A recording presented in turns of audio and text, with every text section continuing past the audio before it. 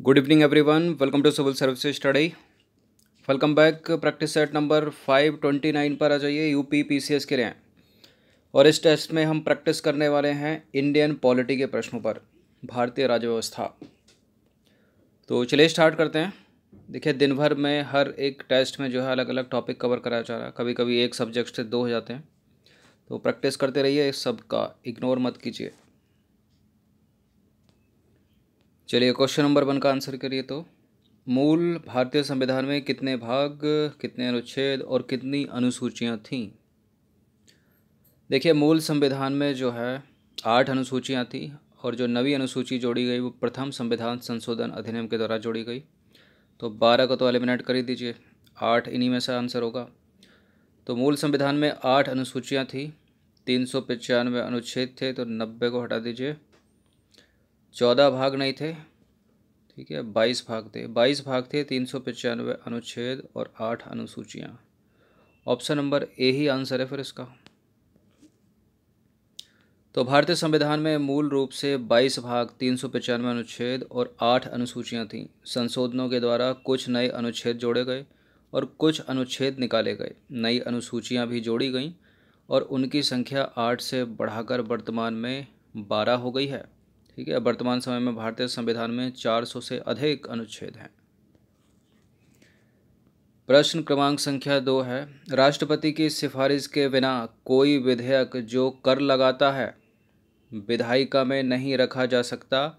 यह प्रावधान भारत के संविधान के किस अनुच्छेद के अंतर्गत निहित है? बताइए। बिना राष्ट्रपति की सिफारिश के कोई भी विधेयक जो कर लगाता है, ठीक है, विधायिका में नहीं रखा जा सकता। भारतीय संविधान का अनुच्छेद 117 ये प्रावधान करता है। तो अनुच्छेद 117 में प्रावधान है कि अनुच्छेद 110(1) के उपखंड का से लेकर चा में उल्लिखित कर संबंधी प्रावधान अर्थात कर अधिरोपण करने वाला कोई विधेयक या संशोधन राष्ट्रपति की सिफारिश से ही पुनर्स्थापित या प्रस्तावित किया जाएगा, अन्यथा नहीं। और ऐसा उपबंध करने वाला विधेयक राज्यसभा में पुनर्स्थापित नहीं किया जाएगा, ये भी याद रखिए। लोकसभा बस। प्रश्न क्रमांक संख्या 3 पर आ जाइए। निम्नलिखित में से कौन सा एक सही सुमेलित नहीं है? अनुच्छेद 39A समान न्याय और निःशुल्क विधिक सहायता। अनुच्छेद 40 ग्राम पंचायतों का संगठन। 44 समान नागरिक संहिता। अनुच्छेद 48 न्यायपालिका का कार्यपालिका से पृथक्करण। देखिए, अनुच्छेद 12 और अनुच्छेद 51 तक, इसमें आपको मौलिक अधिकार से लेकर राज्य के नीति निश्चय सिद्धांतों तक की सूची है। हर एक आर्टिकल में क्या है लिख कर देख लीजिएगा, क्योंकि पीसीएस में सीधा सीधा पूछता है, चाहे किसी भी स्टेट का पीसीएस हो। यूपीएससी ने अब कम कर दिया सीधा सीधा पूछना, लेकिन फिर भी राज्य के नीति निश्चय सिद्धांतों को पूछ लेता है वो सीधा सीधा। अब न्यायपालिका का कार्यपालिका से पृथक्करण कई बार एग्जाम में पूछा, ये अनुच्छेद 50 है, ठीक है, 48 में नहीं है, ये प्रावधान गलत है। 40 में ग्राम पंचायतों का संगठन है। 44 में समान नागरिक या सिविल संहिता है, ठीक है। समान न्याय और निःशुल्क विधिक सहायता अनुच्छेद 39 के ए में। 39A यानी क्लॉज लगा हुआ है, तो इसका मतलब बाद में ही जोड़ा गया होगा किसी संविधान संशोधन के द्वारा, ठीक है। तो अनुच्छेद 48 में है क्या? कृषि एवं पशुपालन के संगठन से संबंधित उपबंध है। अनुच्छेद 50 में है कार्यपालिका का न्यायपालिका से पृथक्करण। भारतीय संविधान के किस अनुच्छेद में किस संशोधन में वनों को राज्य सूची से हटाकर समवर्ती सूची में स्थानांतरित कर दिया गया? आपको पता हो कि भारतीय संविधान की जो 7वीं अनुसूची है उसमें 3 सूचियां हैं, संघ सूची, राज्य सूची और समवर्ती सूची। तो राज्य सूची से हटाकर वन को समवर्ती सूची में डाला गया। ये था 42वां संविधान संशोधन 1976। तो भारत के मूल संविधान में वनों को 7वीं अनुसूची के तहत राज्य सूची का विषय था, ठीक है। और 42वां संविधान संशोधन होता है 1976 में, तो राज्य सूची से हटाकर इसको समवर्ती सूची में डाल दिया गया वन को। इसके साथ 4 चीज़ें और हटाई थी, ठीक है, टोटल 5, वो कई बार बताया उनको। क्वेश्चन नंबर 5 पर आ जाइए। जानवरों के प्रति क्रूरता की रोकथाम को भारतीय संविधान की किस सूची में रखा गया है? बताइए, संघ सूची, राज्य सूची या समवर्ती सूची या उद्देशिका में? वो सूची की बात हो रही है तो उद्देश्य का तो क्या ही होगा इसका उत्तर, समवर्ती सूची में रखा गया है, कॉन्करेंट लिस्ट। तो जानवरों के प्रति क्रूरता की रोकथाम यानी prevention of cruelty to animals संविधान की 7वीं अनुसूची की समवर्ती सूची में प्रविष्ट 17 के तहत उल्लिखित है। भारत के संविधान की किस अनुसूची के तहत जनजातीय भूमि का खनन के लिए निजी पक्षकारों को अंतरण, अकृत और शून्य घोषित किया जा सकता है? बताइए। ये है, बताइए, 3री अनुसूची, 5वीं अनुसूची, 9वीं अनुसूची या 12वीं अनुसूची? 5वीं अनुसूची में उपबंध है ये। तो देखिए, वर्ष 1997 में 1997 में सुप्रीम कोर्ट की 3 सदस्यीय पीठ ने समता बनाम आंध्र प्रदेश राज्य एवं अन्य के वाद में निर्णय देते हुए कहा था कि जनजातीय भूमि को राज्य सरकार या उसकी एजेंसी द्वारा निजी खनन कंपनियों को पट्टे पर दिया जाना संविधान की 5वीं अनुसूची के तहत अकृत और शून्य घोषित होगा। ठीक है। अब यहाँ अकृत एक क्लिष्ट वर्ड है, इसका मतलब क्या है? मतलब ना किया हुआ हो, ठीक है, जो ठीक से संपन्न ना हो या आधा अधूरा, ठीक है, उसको आधा अधूरा या शून्य माना जाएगा इस तरह से, या अविकसित या किए हुए का बिगड़ा हुआ रूप। ठीक है।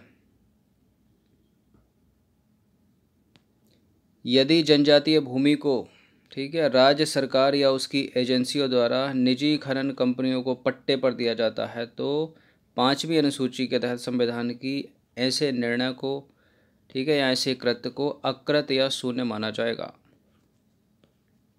क्वेश्चन नंबर 7 पर आ जाइए। भारतीय संविधान की 11वीं अनुसूची में कितने विषय हैं? भारतीय संविधान की 11वीं अनुसूची में 29 विषय हैं। तो देखिए, संविधान की 11वीं अनुसूची 73वें संविधान संशोधन अधिनियम 1992 के माध्यम से जोड़ी गई। इसमें कुल 29 विषय हैं, जैसे कि मत्स्य उद्योग, पेयजल, गरीबी उन्मूलन कार्यक्रम, परिवार कल्याण, महिला एवं बाल विकास, सार्वजनिक वितरण प्रणाली इत्यादि। इन विषयों पर पंचायतों को कानून बनाने की शक्ति दी गई है। ये इंपॉर्टेंट प्रश्न है। भारत के संविधान की प्रस्तावना में कितने प्रकार के न्याय, कितनी प्रकार की स्वतंत्रता, कितनी प्रकार की समानता या समता और कितने प्रकार के भ्रातृत्व का उल्लेख किया गया है? बताइए कौन सा क्रम सही है? कई बार चर्चा कर चुके हैं हम, और एग्जामिनर बहुत इसको पूछते हैं।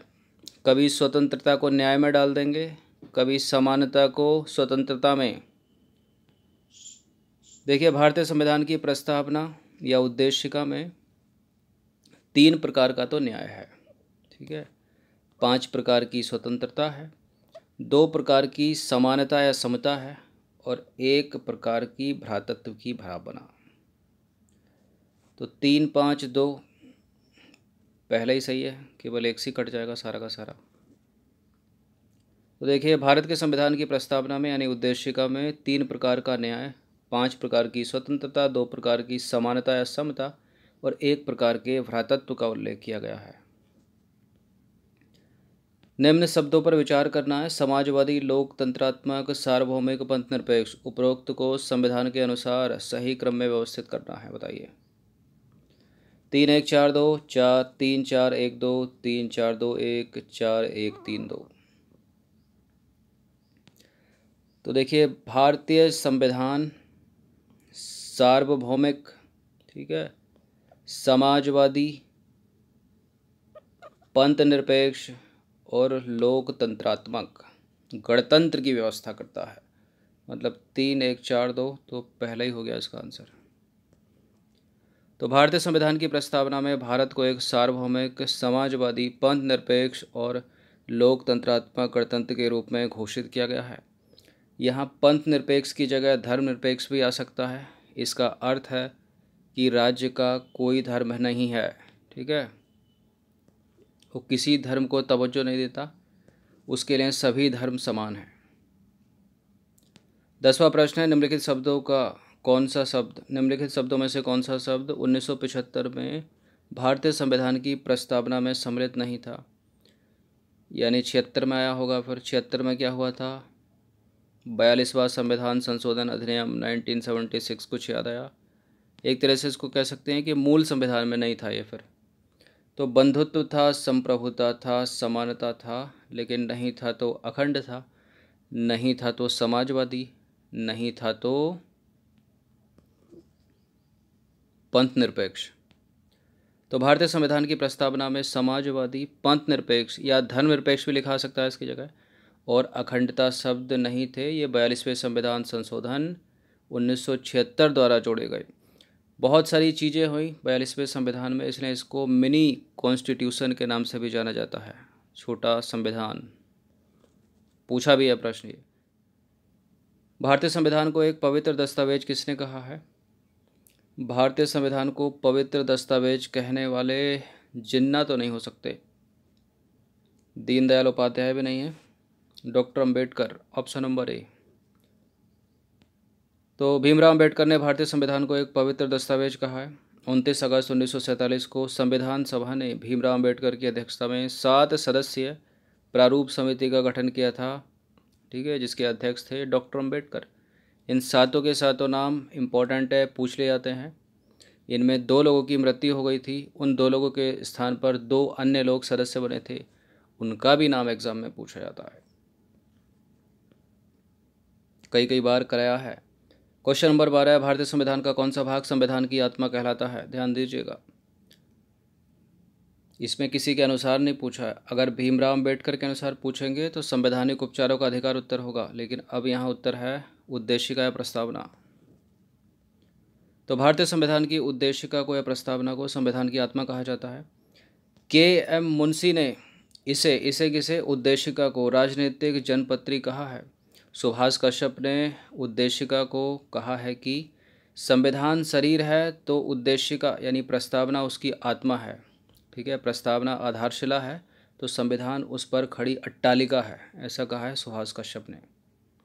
यदि भीमराव अंबेडकर के संदर्भ में प्रश्न पूछा जाएगा तो संवैधानिक उपचारों के अधिकार को संविधान की आत्मा और हृदय, ये वाला जो है लगाओगे आप, जो अंबेडकर ने कहा है। 13वां प्रश्न है, निम्नलिखित में से किस बाद में सुप्रीम कोर्ट ने धारणा प्रस्तुत की कि उद्देशिका संविधान का भाग है? ये केशवानंद भारती बनाम केरल राज्य में कहा था, लेकिन है नहीं।